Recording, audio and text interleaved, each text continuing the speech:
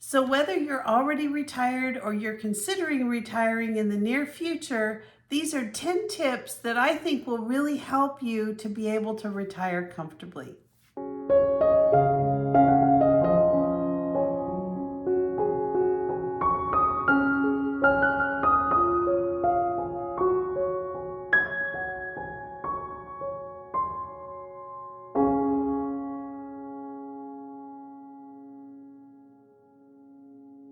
So number one, depending on where you live, if you own a large home that you've raised your family in, or whatever your situation is, maybe it's time to consider downsizing where you live.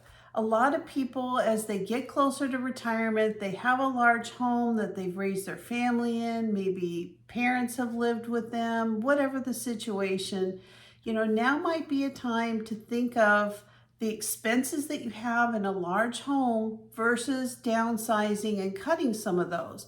So some of those expenses can be, if you have a house payment, larger property taxes, maybe you've got high utilities, insurance, all those things will be reduced, not just your house payment, but also being able to enjoy not having to do as much work around a larger home. So downsizing can be a real benefit heading towards retirement. So the second thing is to cut out your recurring expenses.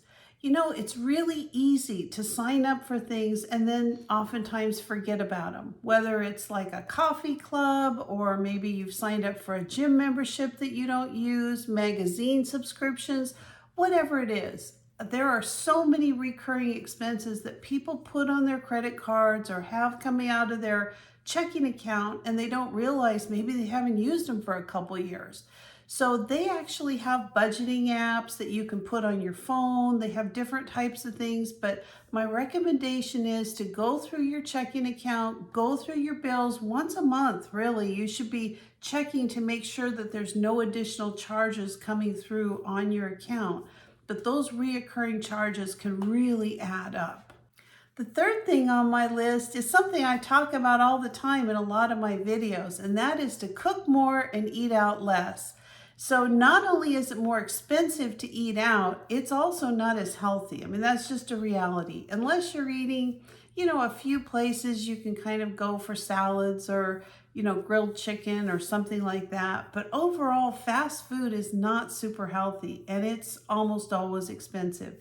Even restaurants, they're just ridiculous sometimes. Now, if you can find specials or coupons or things like that, it might be worth your while, but cutting back and maybe trying to go through some new cookbooks or maybe some cooking shows that you see online on YouTube. There's so many great channels where people have, tons of cooking videos. I actually have several cooking videos on cooking from my garden, cooking on this diet I've been on for the last year.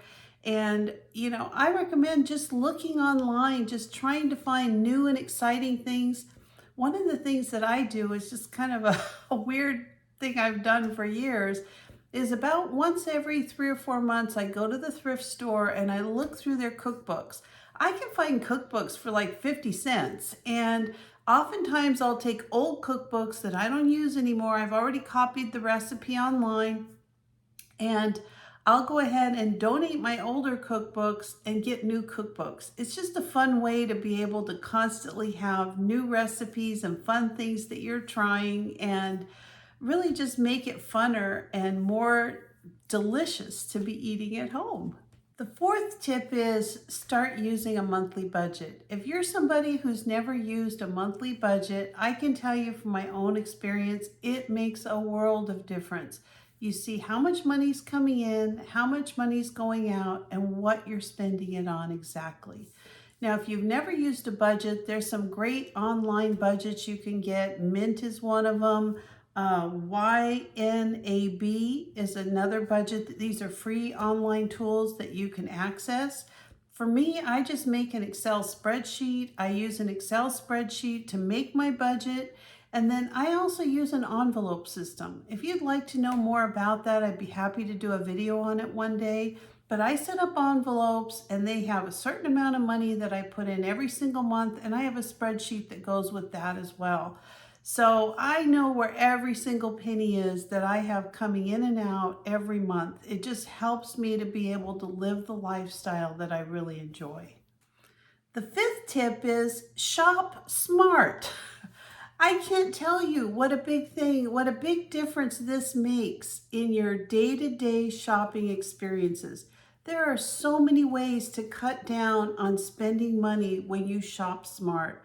You can, not only after you've set aside your budget for your shopping, so there are so many ways that you can take advantage of shopping smart. You can use coupons. You can go to the thrift store. There's apps you can put on your phone that allow you to look at different types of sales at different types of stores.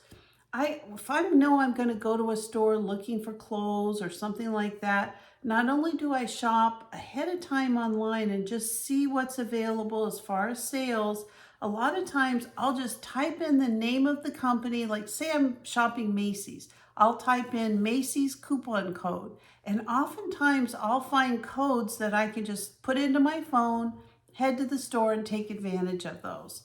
So if you're not taking advantage of all the things that they offer at a discount for free, you're leaving money on the table. So those might be some options for you. Number 6 on my list is Rethink Transportation. Cars are very expensive, not just the maintenance on the car and possibly a car payment, but everything about it is gas is so expensive now. You know, if you have something go wrong with the car, and when you become a senior, you actually can take advantage of different kinds of discounts with transportation. They have, like dial a ride in many cities. They have senior transport. They have bus passes you can get. Now, if it's not an option, I prefer to drive a car myself, but I may get to a point where driving a car is just not feasible.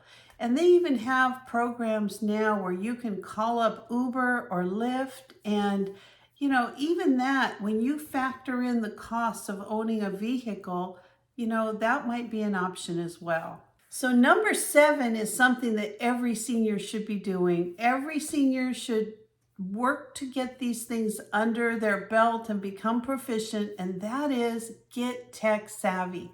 There are so many things available to us online to save money.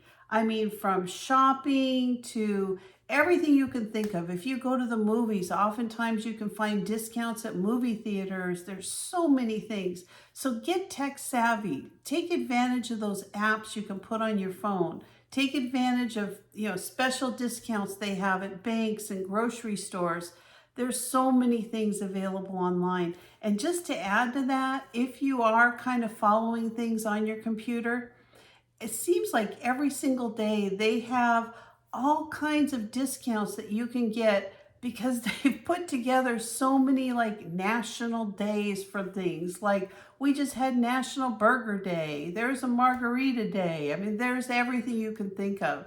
So if you can track and follow those things, oftentimes places like fast food places and things, they'll offer you food at a huge discount for that day.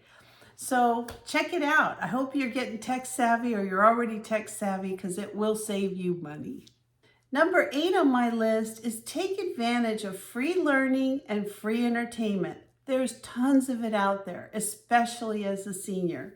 So there's all kinds of things available at libraries, there's YouTube videos, there's community centers. That's a huge one. The community center near me, they offer everything from exercise programs to food programs to entertainment. Anything you can think of, they offer it. And I bet you they have those things near you as well. Number 9 on my list is review your healthcare costs. If you're already on Medicare, take advantage of maybe a Medicare supplemental plan, or ask for generic drugs when you go to the pharmacy. There's all kinds of things you can do. A lot of preventative care is a is very inexpensive and can save you a lot of money versus when something already goes wrong.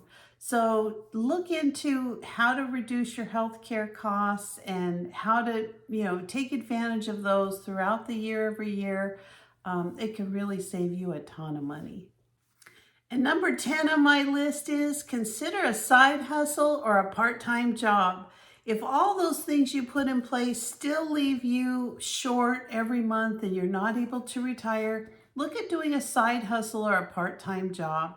Not only can it help you get out of the house and maintain friendships and have fun, but it also can maybe give you enough money that you can get out of your full-time job or whatever it is you're in so that you can start enjoying retirement. There are so many things that we can do to either get us to where we want to be or enhance where we already are. And I just encourage you to look into as many things as possible to help you enjoy your retirement and get to retirement as quick as possible. So thank you so much for joining me today. I hope some of these ideas helped you. If you're not a subscriber, please consider subscribing to my channel. Give me a like, a thumbs up, or ring that bell for future notifications, and I'll see you next time. Bye-bye.